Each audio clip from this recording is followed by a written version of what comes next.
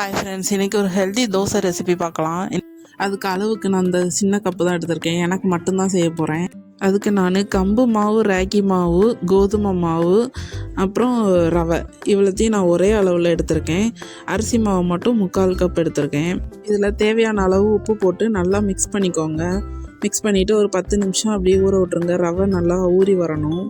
ரவை ஊறினதுனால தோசை மாவு கொஞ்சம் நல்லா கெட்டியாக இருக்கும். நீங்கள் கூட கொஞ்சம் தண்ணி ஊற்றிக்கோங்க. அதுக்கப்புறம் கொஞ்சம் ஜீரகம் போட்டு நல்லா மிக்ஸ் பண்ணால் இன்ஸ்டண்ட்டாக மாவு ரெடி. டயட்டில் இருக்கிறவங்க இந்த மாதிரி தோசை செஞ்சு சாப்பிட்டா நல்லா ஃபில்லிங்காக இருக்கும், ஹெல்த்தியாகவும் இருக்கும். ஓகே, இனிமேல் தோசை ஊற்ற வேண்டியதான். கல் நல்லா சூடாக இருக்கணும். நான் ஊற்றுற மாதிரி ஊற்றிக்கோங்க. நான் தோசைக்கு கீ தான் யூஸ் பண்ணுறேன். அவ்வளோதான், தோசை சூப்பராக இருந்துச்சு. நான் சாம்பார் வச்சு சாப்பிட்டேன்.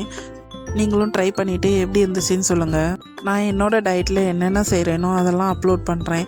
வீடியோ பிடிச்சிருந்தா சப்ஸ்கிரைப் பண்ணி வச்சுக்கோங்க, லைக் பண்ணுங்கள். Bye friends.